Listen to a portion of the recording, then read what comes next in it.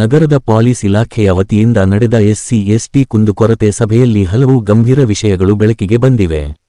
ಸಭೆಗೆ ಅಧ್ಯಕ್ಷತೆ ವಹಿಸಿ ಮಾತನಾಡಿದ ಡಿವೈಎಸ್ಪಿ ಸತ್ಯನಾರಾಯಣ ರಾವ್ ಅವರು, ಎಸ್ಸಿ-ಎಸ್ಟಿ ಮೇಲಿನ ದೌರ್ಜನ್ಯ ಸೇರಿದಂತೆ ಯಾವುದೇ ಕಾನೂನು ಬಾಹಿರ ಚಟುವಟಿಕೆಗಳು ಕಂಡುಬಂದಲ್ಲಿ ಸಾರ್ವಜನಿಕರು ಪೊಲೀಸ್ ಇಲಾಖೆ ಅಥವಾ 112 ಸಹಾಯವಾಣಿಗೆ ನಿಖರ ಮಾಹಿತಿ ನೀಡುವಂತೆ ಮನವಿ ಮಾಡಿದ್ದಾರೆ. ಸಭೆಯಲ್ಲಿ ದಲಿತ ಮುಖಂಡರು ನಗರದಲ್ಲಿ ಅಕ್ರಮ ಮದ್ಯ ಮಾರಾಟ, ಗಾಂಜಾ ಸೇವನೆ, ಮಟ್ಕ ಮತ್ತು ಇಸ್ಪೀಟಾಟಗಳು ನಡೆಯುತ್ತಿರುವ ಬಗ್ಗೆ ಗಂಭೀರ ಆರೋಪಗಳನ್ನು ಮಾಡಿದ್ದಾರೆ.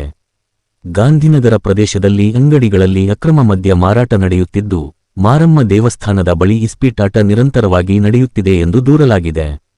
ಇನ್ನೂ ಗಡಿಭಾಗದ ಗ್ರಾಮಗಳಲ್ಲಿ ಅಸ್ಪೃಶ್ಯತೆ ಮುಂದುವರಿದಿದ್ದು, ಅಕ್ರಮ ಚಟುವಟಿಕೆಗಳಿಗೆ ಕಡಿವಾಣ ಹಾಕುವಂತೆ ಮುಖಂಡರು ಒತ್ತಾಯಿಸಿದ್ದಾರೆ.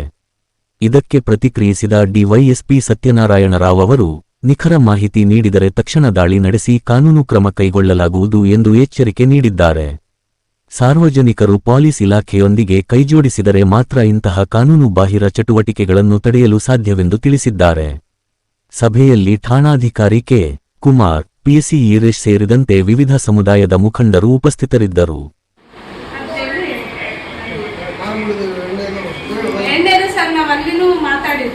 ಅವರೆಲ್ಲ ನಮಗೆ ಜೋರು ಮಾಡ್ತಿದ್ದಾರೆ.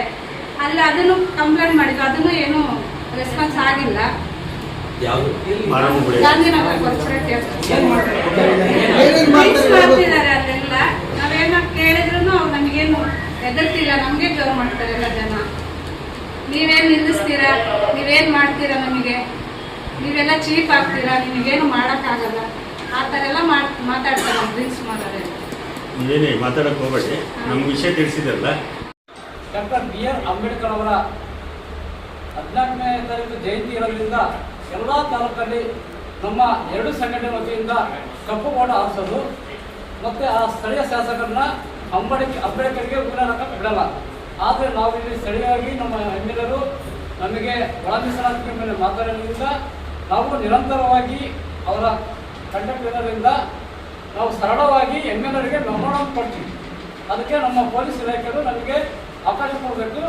ನಾವೇನು ಕಪ್ಪೋಟ ಹಾರಿಸಲ್ಲ, ಕಪ್ಪು ಬಟ್ಟೆಯನ್ನು ತರಿಸ್ಕೊಂಡು ಸರಳವಾಗಿ ಎಮ್ಮೆಲ್ಲರಿಗೆ ಮೆಮೊರಾಂಡಮ್ ಕೊಡ್ತೀವಿ. ನಮ್ಮ 30 ವರ್ಷ ಒಳ ಮೀಸಲಾತಿ ಹೋರಾಟಕ್ಕೆ ನೀವು ಈ ಬರುವ 14ನೇ ತಾರೀಕು ಒಳ ಮೀಸಲಾತಿ ಬಗ್ಗೆ ಚರ್ಚೆ ಕರೆದಿರೋ ಸಿಎಂ ಸಂಪುಟ ಸಭೆಯಲ್ಲಿ ಈ ಜನಾಂಗಕ್ಕೆ ಅನ್ಯಾಯ ಆಗಿದೆ, ಈ ಒಳ ಮೀಸಲಾತಿ ಕೊಡಲೇಬೇಕು ಅಂತ ಎಮ್ಮೆಲ್ಲರನ್ನ ಒತ್ತಾಯ ಮಾಡ್ತೀವಿ.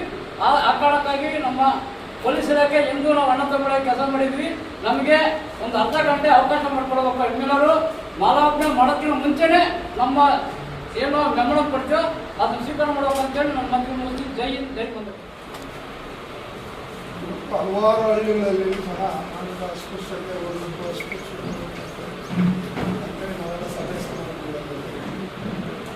ಹಲವಾರು ಗಡಿ ಗ್ರಾಮಗಳಲ್ಲಿ ಇನ್ನೂ ಸಹ ಅಸ್ಪೃಶ್ಯತೆ. ಆಮೇಲೆ ಹಲವಾರು ಹಳ್ಳಿಗಳಲ್ಲೂ ಸಹ ನಮ್ಮ ಮಾದಿಗ ಜನಾಂಗರಿಗೆ ಇದುವರೆಗೂ ಕಟಿಂಗ್ ಮಾಡೋದು, ಮತ್ತೆ ಟೀ ಸ್ಟಾಲ್ಗಳಲ್ಲಿ ಟೀ ಕೊಡೋದು. ಅಲ್ಲ ಸರ್, ಎಕ್ಸಾಂಪಲ್ ಟೋಟಲ್ ನಾನು ಹೇಳ್ತಾ ಇರೋದು, ಅದು ಪರ್ಟಿಕ್ಯುಲರ್ ನಾನು ಆಮೇಲೆ ಹೇಳ್ತೇನೆ. ವಿಷಯನ ಅಷ್ಟೇ ನಿಲ್ಲಿಸಬೇಕು. ಮತ್ತೆ ಹೋಟೆಲ್ಗಳಲ್ಲಿ ಸಮಾನವಾಗಿ ಕುತ್ಕೊಂಡು ತಿಂಡಿ ತಿನ್ನಂತ ಅವಕಾಶ ಇನ್ನೂ ನಮಗೆ ಸಿಕ್ಕಿಲ್ಲ.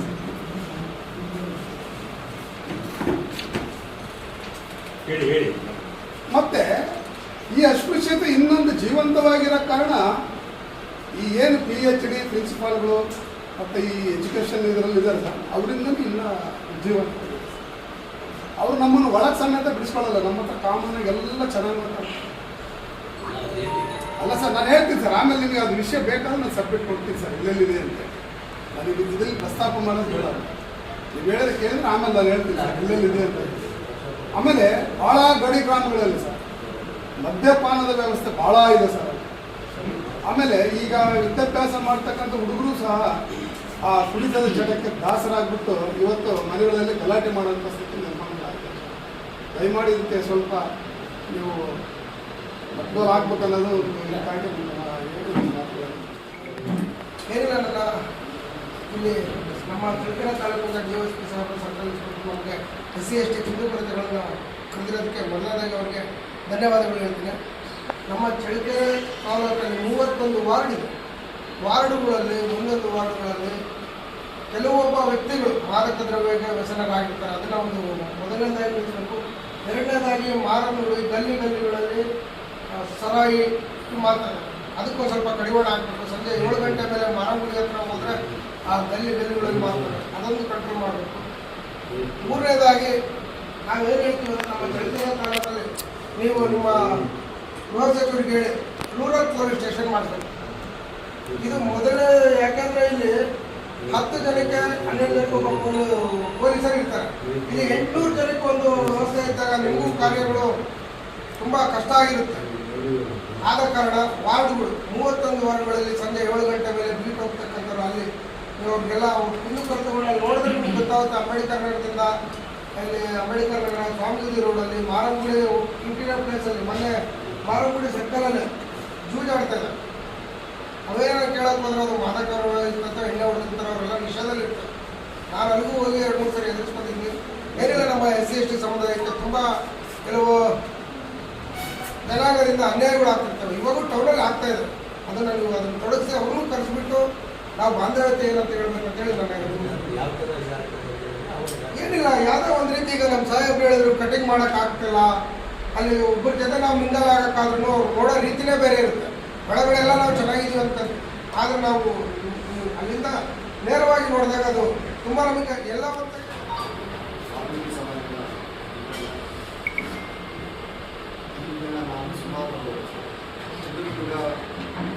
ಸಭೆಗೂ ಕೂಡ ನಾನು 3 ಸಾರಿ 4 ಸಾರಿ ಬಂದಿದ್ದೀನಿ. DYSP ಸಾಹೇಬರು ಕೂಡ ನಮ್ಮ ಅರ್ಸನ್ ಸಾಹೇಬರು ಮೀಟಿಂಗ್ ಮಾಡೋದು ಕೂಡ 3-4 ಸಾರಿ ಬಂದಿದ್ದೀನಿ. ಇಲ್ಲಿ ಏನಾಗಿದೆ ಅಂದರೆ ನಮ್ಮ ದಲಿತ ಸಮಾಜದಲ್ಲೇ ಜಾಸ್ತಿ ಇದ್ದಾರೆ. SC/ST ಒಳಗಡೆ ಈ ಸಭೆ ಒಳಗಡೆ ಸಭೆಗೆ ಬರ್ತಕ್ಕಂಥದ್ದು ನಮ್ಮ ದಲಿತ ಸಮಾಜದವ್ರು ಮಾತ್ರ ಬರ್ತಾ ಇದ್ದಾರೆ. ಇದೇ ರೀತಿಯಾಗಿ ನಮ್ಮ ವಾಲ್ಮೀಕಿ ಸಮಾಜ ST ಸಮಾಜದವರು ಕೂಡ ಬಂದರೆ ತುಂಬ ಒಳ್ಳೆಯದು. ಇದನ್ನ ಸ್ವಲ್ಪ ಆ ಸಮಾಜದ ಮುಖಂಡರು ಹೇಳ್ಬೇಕು.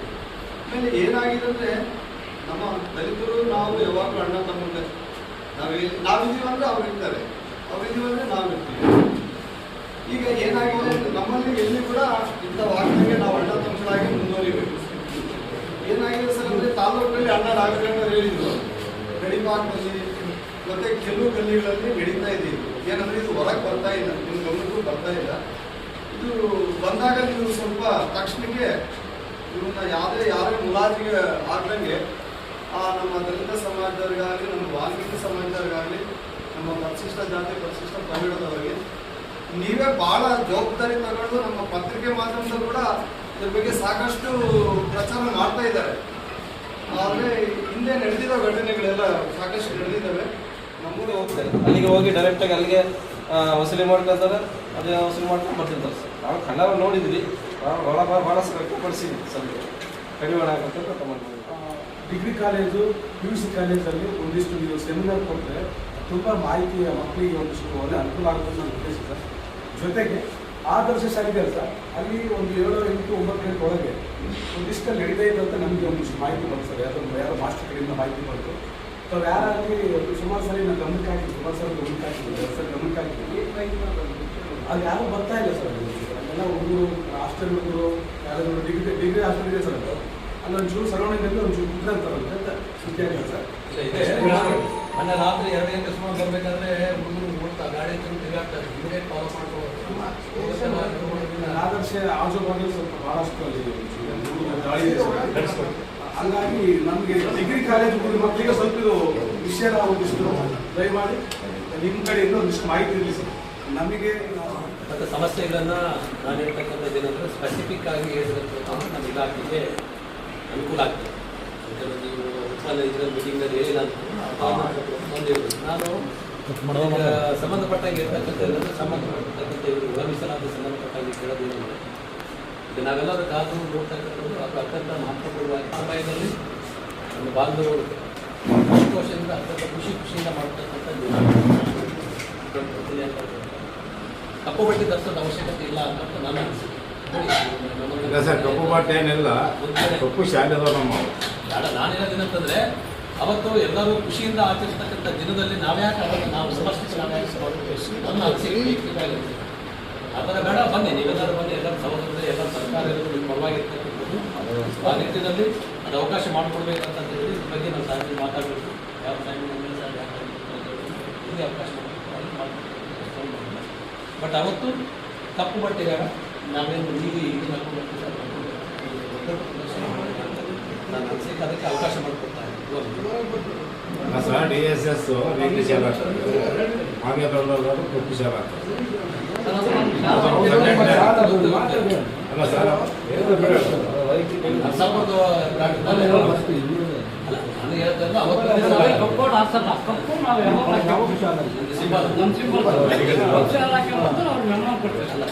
ಬಟ್ಟೆ ಎರಡನೇದ ಮತ್ತು ಎರಡನೇದಾಗಿ ಈಗ ಇವರು ಮಾರುತಿಯವರು ಹೇಳಿದ್ರು ನಮಗೆ ದಯವಿಟ್ಟು ನಾನು ನಿಮಗೆ ಸ್ಪೆಸಿಫಿಕ್ ಆಗಿ ಕೇಳ್ಕೊಳ್ತಕ್ಕಂಥದ್ದು ಏನು ಅಂತಂತಂದರೆ ನಮಗೆ ಎಷ್ಟು ಸಾಧ್ಯನೋ ಅಷ್ಟು ನಾವು ಕೆಲಸ ಮಾಡ್ತಾ ಇದ್ದೀವಿ. ಈಗ ನಮ್ಮಲ್ಲಿ ಏನಾಗಿದೆ, ಇದು ಒಂದು ಕಿಟ್ ಬಂದಿದೆ, NDPS ಕಿಟ್ ಅಂತೇಳಿ. NDPS ಕಿಟ್ ಅದಾಗ ಏನಾಗ್ತದೆ, ನಾವು ಹಳ್ಳಿಗಳಲ್ಲಿ ಅಥವಾ ಎಲ್ಲಾದ್ರೂ ತಿರುಗಾಡ್ಬಿಟ್ಟು ಸಾಯಂಕಾಲದ ವೇಳೆಯಲ್ಲಿ ಯಾರಾದರೂ ಗ್ರೂಪ್ ಆಗಿತ್ತು ಅಂತಂದರೆ ಅವ್ರನ್ನ ಕರ್ಕೊಂಡು ಇದು ಯೂರಿನ್ ಟೆಸ್ಟ್ ಯೂರಿನ್ ಟೆಸ್ಟ್ ಮಾಡಿದ್ರೆ ಯಾರಾದರೂ ಗಾಂಜಾ ಏನಾದರೂ ನೋಡಿದ್ರು ಇದರಲ್ಲಿ ಪಾಸಿಟಿವ್ ನೆಗೆಟಿವ್ ಅಂತ ಗೊತ್ತಾಗುತ್ತೆ. ಈಗ ಅದಾದ ಮೇಲೆ ನಾವು ಈಗಾಗಲೇ ನಮ್ಮ ಚಳ್ಳಕೆರೆ ಪೊಲೀಸ್ ಸ್ಟೇಷನ್